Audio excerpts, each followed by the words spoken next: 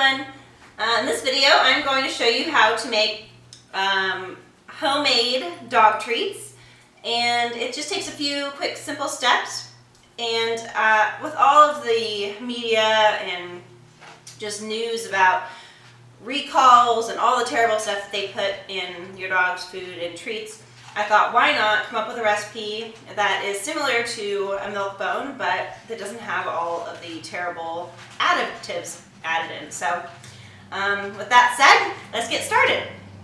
All you'll need is a bowl with about half a cup of hot water, which I've got here, 1 egg, a pinch of salt, 1 bouillon cube or bouillon beef or chicken broth, 2½ cups of flour. You can use whole wheat, semolina, depending on your dog's allergies, use whichever one you prefer. And this doesn't make it as healthy, but my dog loves bacon, and so I took 1 slice of crispy bacon and I'm going to make sure it is incorporated in all of these bones. So it's not going to be much, but it's going to help give a good flavor. So from this point forward, all we want to do is take our beef bouillon cube or chicken, whichever you prefer, and drop it in the hot water. We're going to let it sit for a minute, and then we'll kind of chop it up and make sure that it's dissolved in there, and then we'll go on to step 2. So we are ready for step 2. This has fully dissolved, and I actually decided to move it to a little bit of a larger bowl because I don't think the flour would have been easy to knead in that smaller bowl. So anyway, we've dissolved our bouillon cube, and then we're just going to add a pinch of salt or a teaspoon or less. So I am just going to kind of play it by ear here and do about this much. Stick it in there. 1 egg.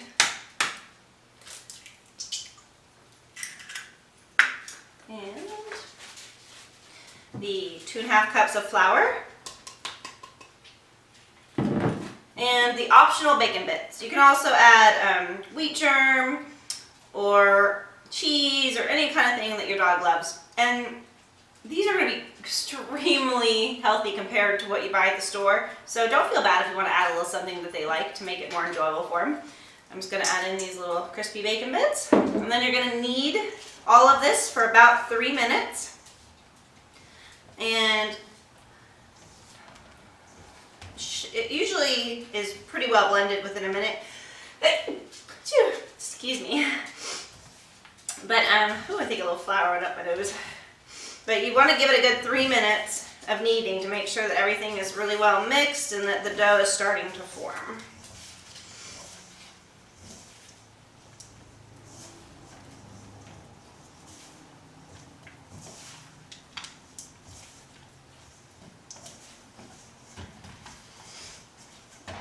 So I'm going to continue kneading this for about another minute, and then I will come back and show you the 3rd and final step, which is super simple. So give me just a minute and we'll be right back.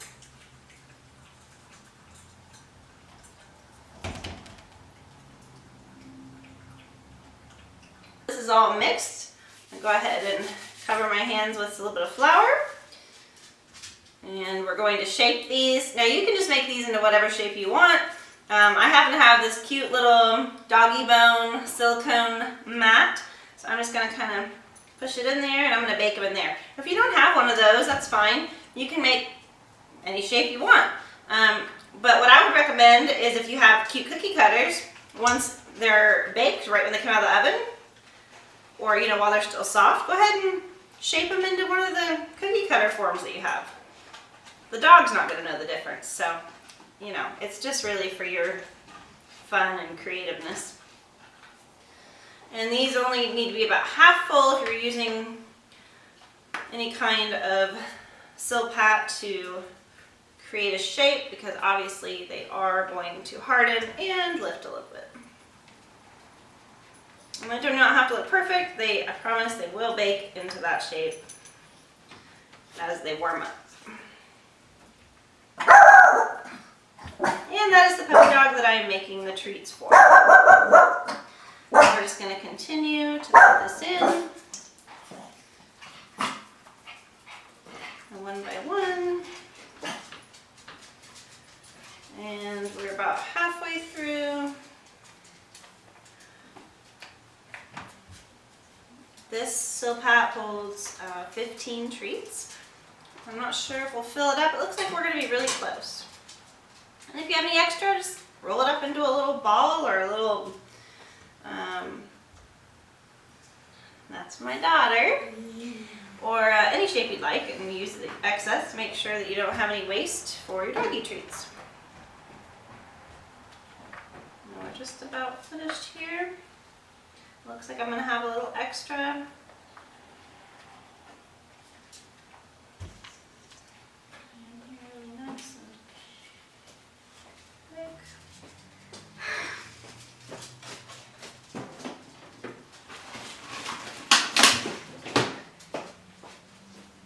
The dog has been following me around while I'm making this video because clearly he smells the bacon and is ready for a treat. Okay. Do you have all your stuff cleaned up outside? Almost. I just have Alright, I'm just going to make sure these are all kind of similar in fullness. Make sure the shape comes out cute. Only for my liking. I don't think the dog really cares what it looks like as long as it's yummy. Push this in here. This one needs a little bit more.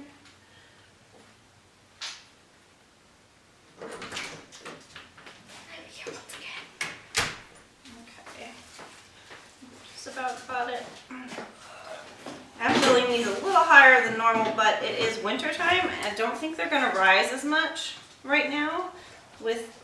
In Florida, we're at like 7 feet above elevation, above the water. So just like high elevations, we have to be careful when baking depending on the humidity levels and the weather and temperature outside. So let's just go ahead and make sure those are in there good.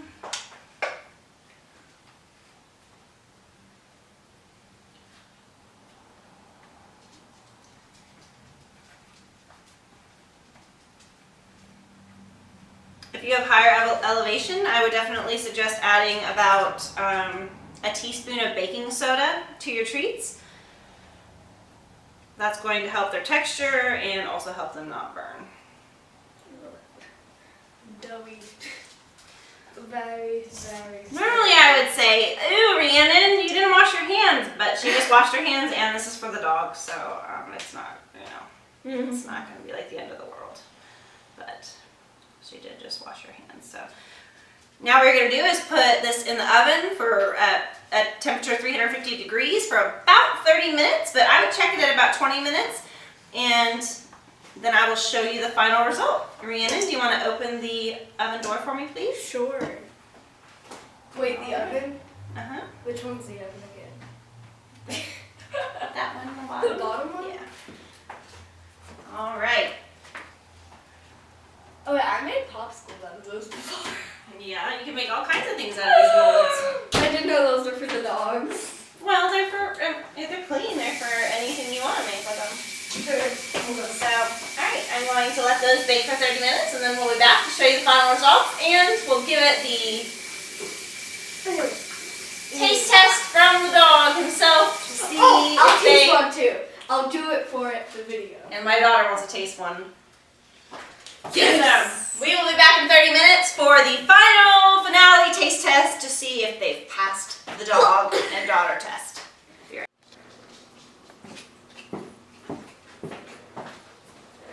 Alright, so now it's time to take these biscuits out of the oven. Let's see how they turned out.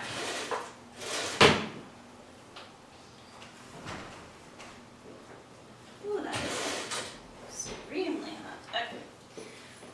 So here are the dog biscuits.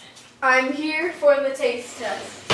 Well, they're extremely hot, so we're going to let everything cool off for a minute, and then we will come back and we will let the dog and my daughter taste test these things. Yes, she's going to eat one. So we'll be back in 5. Ooh.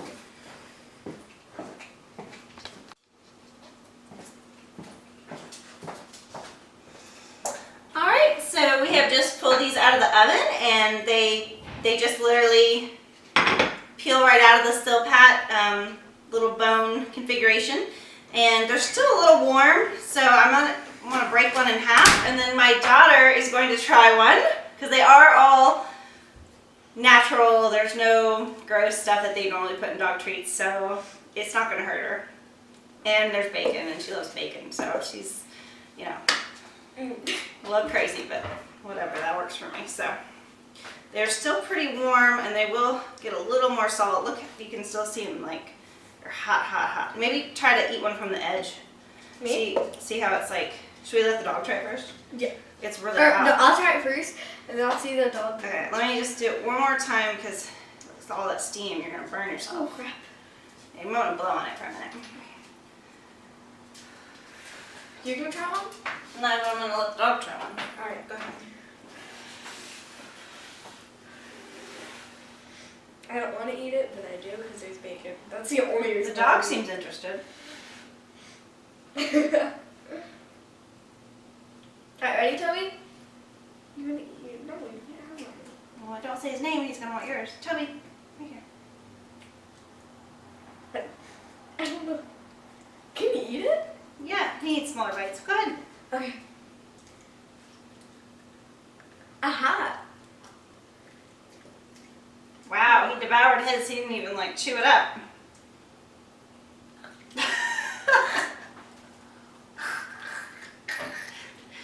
Apparently not a kid favorite, but the dog loves them. Go put it in the sink. But as you can tell, my Yorkie loves them, and I've also made these for our Rottweiler Maximus, who has unfortunately recently passed away. So he loved them. Toby loves them. We'll even, yeah, we gotta give him little pieces because they're really hot.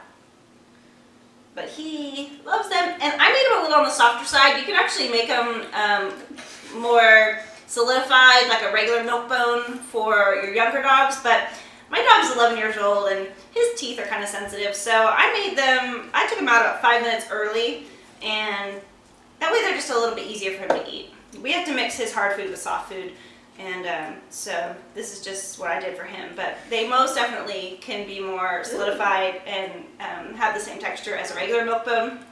But I think the dogs kind of prefer this like chewy, you know, 3/4 almost done. Apparently he does. He loves them. So anyway, this is definitely cost efficient.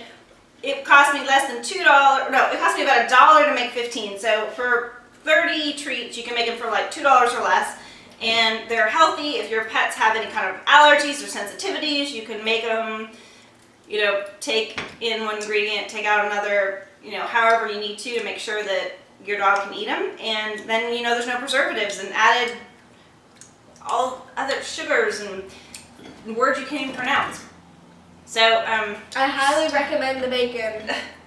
So anyway, I hope you guys enjoyed the video. Please comment if you have ever made homemade dog treats or if you're thinking about it.